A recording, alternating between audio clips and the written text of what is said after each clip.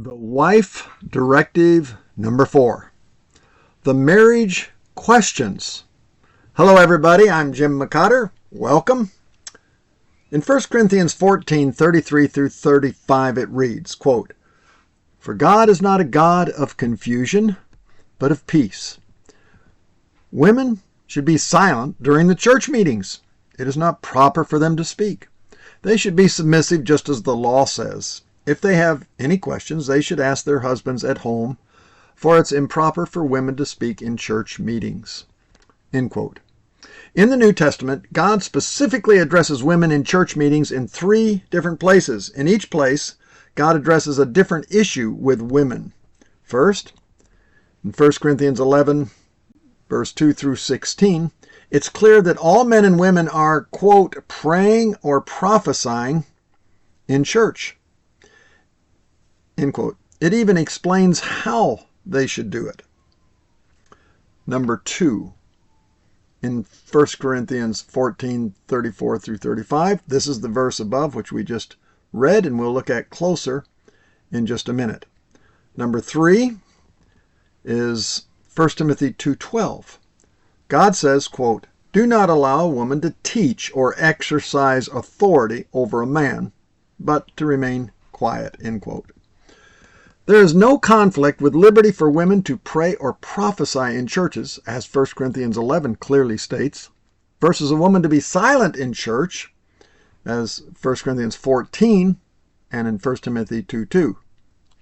The words and the context are different in each place regarding women. First, look at the word differences. Prophecy. Prophecy was used in different ways in the New Testament. Depending on the context in the New Testament church, they had open times where everyone was, quote, praying or prophesying in the churches, as 1 Corinthians 11, 4, 5, and 16 indicate. But it was, quote, one in turn, one after another, as 1 Corinthians 14:27 indicates. The common use of prophesying would have been like being inspired at the moment to share praise, thanksgiving, or whatever God spontaneously puts on your heart, just like spontaneous prayer when everyone has opportunity to pray. Then teaching. Teaching was to impart instruction, to instill doctrine, to explain or expound, to give authoritative direction for and to the church. The teaching was a time for spiritual leaders, men who were the gifted pastors, teachers, for, quote, the pastors and teachers for the equipping of the saints, end quote, Ephesians 4:11 and 12. So in 1 Timothy 2:12, where God says, "Do not allow a woman to teach or exercise authority over a man, but to remain quiet," the context there is men teaching and exercising authority versus women teaching and exercising authority over men. In this context, women are to remain quiet. The next word is speak. Speak was also a word that was used in different ways depending on the context. It could refer to teaching or prophesying, but the Greek also translates it as talk, which may better fit the context here in this portion in 1 Corinthians 14. Someone speaking conveys more the thought of speech versus women talking in church and causing, quote unquote, as the context states, confusion. The verse says, "For God is not a God of confusion, but of peace." Then it says, women should be silent and not talk. The confusion was from women talking and maybe even asking questions that they should have asked their husbands at home, which follows in this context. But it didn't say women should not pray or prophesy.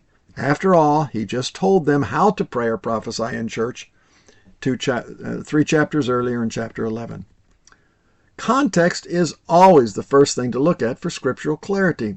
In this specific context, both before and after, when women were told to stop talking, to not have confusion but peace, and they should be submissive, and if they have any questions, they should ask their husbands at home. That's the context.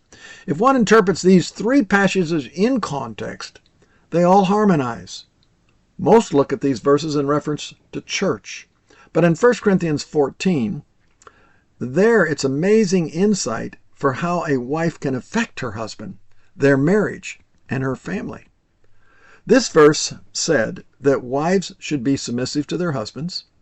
If you did not read Wife Directive number 3, you must read it to understand this subject and learn all the real-life benefits for the wife that is submissive to her husband in everything as unto the Lord. Some husbands and wives' relationships can be like the tug-of-war game, each one pulling against the other. The harder one side pulls, the other side will always lean back harder.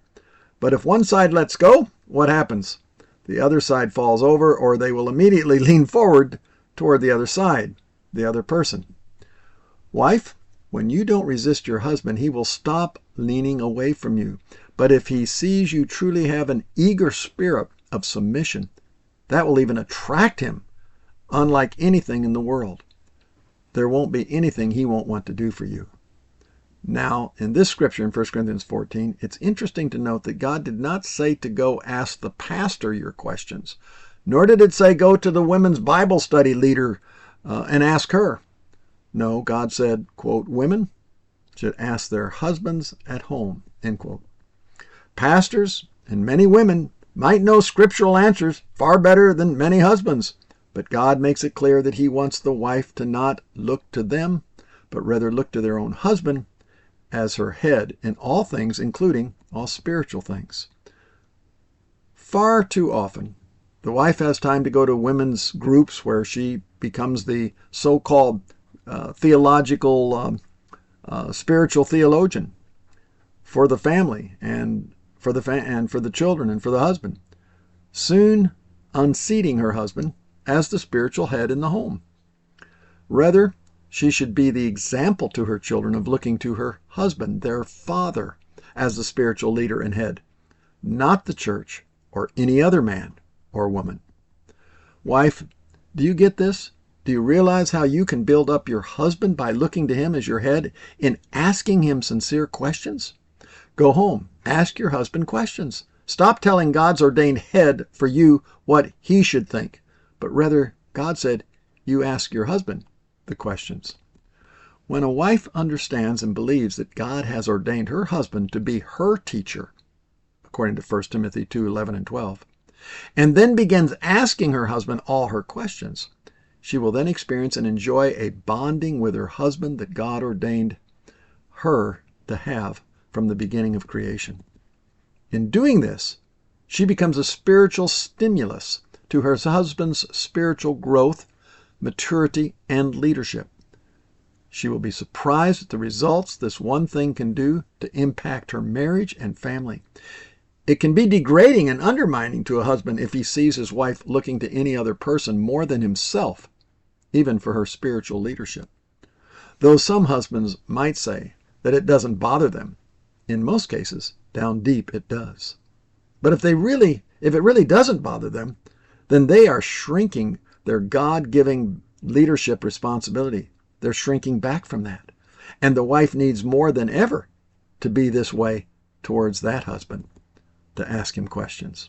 Some husbands do not want to sacrifice their time for this. This then would be even more reason for a wife to spiritually stimulate the husband's responsibility by asking him questions, not being pushy, but with real respect. A wife can ask her husband any time at home. However, asking at the dinner table in front of the children can be one of the best times to honor him in this way.